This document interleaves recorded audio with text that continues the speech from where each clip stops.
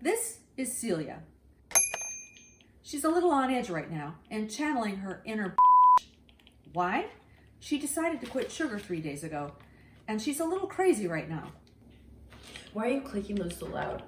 Clicking what's so loud? I'm just playing my game. But like you're like little controller sticks, like you're just like clicking them like really loudly. I'm not clicking them really loudly. It's the same as always. What's your issue? What do you mean, what's my issue? Have you ever stayed away from sugar for 5 days straight? This is ridiculous. All I want is just like a cupcake or something. Okay, I think you need to just like calm down and finish your LaCroix. I do not want a LaCroix. Do you know how many times I've drank those? I've drank 8 boxes already. But don't worry, this too shall pass. Hi, I'm Dr. Angela Zechmann. If you want to lose weight and keep it off, I want you to know that I'm in your corner. We're going to team up and fight against a very dangerous substance in our lives, and that's sugar. One of the first things you're going to want to do is get off sugar. Now, you may be thinking, come on, Dr. Angela, sugar? Really? Who'd have thought this innocent kitchen staple could be wreaking havoc on our lives? We all know about all the other hard hitters out there, alcohol and tobacco and drugs, but sugar? Really? Well, it turns out it's just as bad for you as any of the others. In this video, I'm going to explain why it's so bad. And way more importantly, I'm going to show you the how of what we can do to win this toxic battle. So if you're ready to fight back against the insidiousness of sugar and its effects on us, well, buckle your seatbelt and get ready. And be sure to like this video, subscribe, and turn on notifications so you'll be the first to know when we post more great videos. So let's start with a why. Why would you want to get off sugar? Well, what if I told you that the reason most people in this country are so miserable most of the time is because of sugar?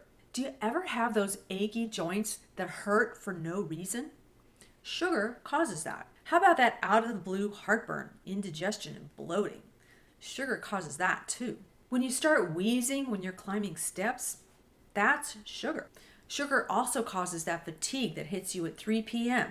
Yeah, this happens to basically all of us. Sugar is the cause of that weight that seems to pile up in the middle and keeps everyone from seeing your six-pack. Sugar also causes depression.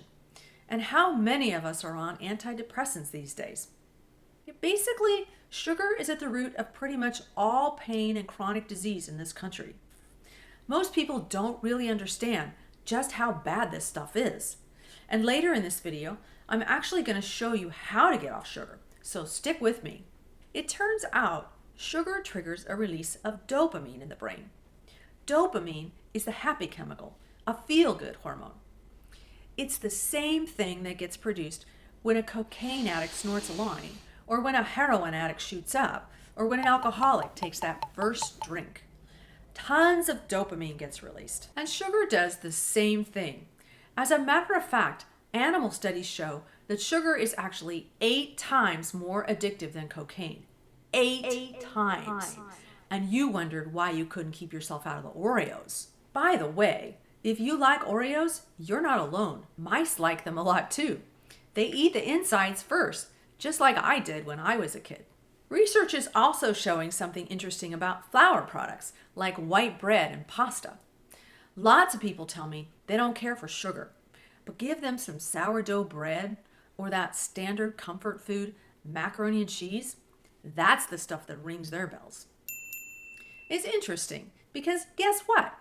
Past the tongue, white flour and sugar are digested exactly the same way.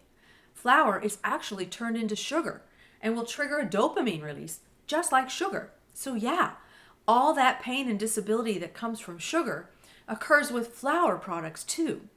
So whether it's cake or pizza, ice cream or macaroni and cheese, it's all triggering an addictive drug-like response in the brain. And guess what? The food scientists that engineer food products for the big food corporations like Nestle and PepsiCo and General Foods and Kellogg's, they know how to get their food formula just right so it will trigger that dopamine response in the brain. They even have a name for it. It's called the bliss point.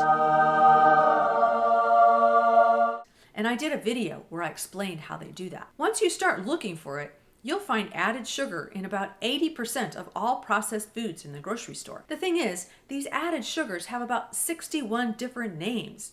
Names like barley malt, corn syrup solids, maltodextrin, and sweet sorghum. Yeah, it's all sugar. So other than the addiction, why does sugar wreak so much havoc on the body? It's all about the insulin. Insulin. Insulin is a hormone put out by the pancreas. It brings your blood sugar down. Eating crap food brings your blood sugar up. So the pancreas will get to work secreting insulin to bring your blood sugar back down where it belongs. It works, unless you're diabetic. But insulin also causes your body to store fat, visceral fat, belly fat. You know, the stuff you hate, the stuff that makes you look pregnant if you're a woman, the stuff some people call a sugar baby. And that fat, that sugar baby belly as it turns out, is what's causing all the sickness because it causes inflammation. The body thinks there's a foreign invader and starts attacking parts of itself, causing arthritis, heartburn, and indigestion, and basically scores of other pain and misery. Does that sound familiar? Do you suffer from inflammation like joint pain, heartburn, bloating, poor sleep, lethargy? And the list really goes on and on. So can you see, if you want a better life, you got to get off the sugar. Now I can hear you. Doc, you just told me this is a drug that's 8 times more addictive than cocaine. Does that mean that I have to go through a withdrawal that's 8 times worse than cocaine withdrawal? And that answer is actually, it's not quite that bad. You don't have to check yourself into detox. And you can actually get through the withdrawal with minimal discomfort if you're prepared. So I've told you the what and the why. So now let's talk about the how. I've developed a 3-step process for getting off sugar. It's all in a little freebie I've created called 3 Steps to Break Your Sugar Addiction. And I put a link in the description so you can download it. Here are the steps. Step number 1, set a quit date. Okay, so you're going to have to go through a withdrawal, right? So if you have a big presentation at work, or if your wedding is next weekend, wait until after these events to quit sugar. Just try not to do too much damage in the meantime, and don't, by all means, don't have a Last Supper. Step number 2, ditch it. So let's just say you were addicted to crack cocaine, and let's just say you were tired of sneaking around and tired of doing jail time when you got caught, and you were really ready to quit. Do you think it would be wise to have stashes of cocaine hidden all over the house?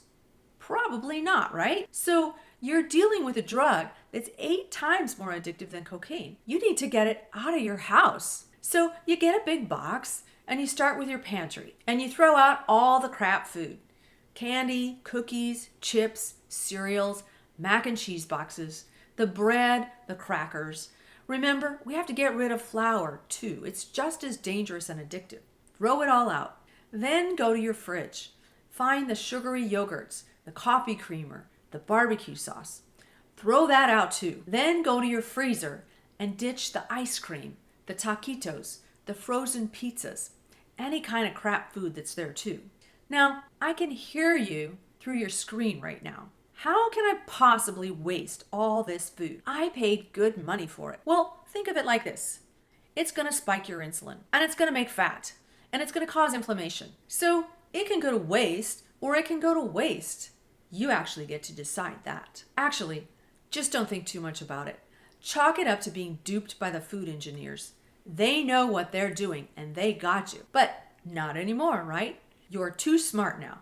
You know better. I mean, you've made much costlier mistakes in the past, I guarantee it. This is nothing compared to that costly divorce, or that night in jail after a DUI and thousands of dollars in legal costs, or that $300 pair of shoes you wore once. So in the grand scheme of costly mistakes, this really is not that big of a deal. Step number 3, plan ahead. So the biggest question I always get is, so if I can't eat pancakes, sandwiches, burgers, fast food, Chinese takeout, what in the heck am I supposed to eat except for salads? This is where the 5-day sugar detox meal plan comes in.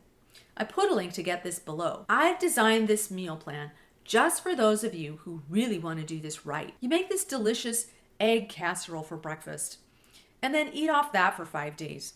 Lunch is a chicken and grape salad, and then every night when you make dinner, you make enough so that you have leftovers for lunch the next day. How easy is that? The meals are wholesome, nutritious, and delicious. There's a grocery list there for you too. Now, here's a hint. Don't set foot in a grocery store for a few weeks.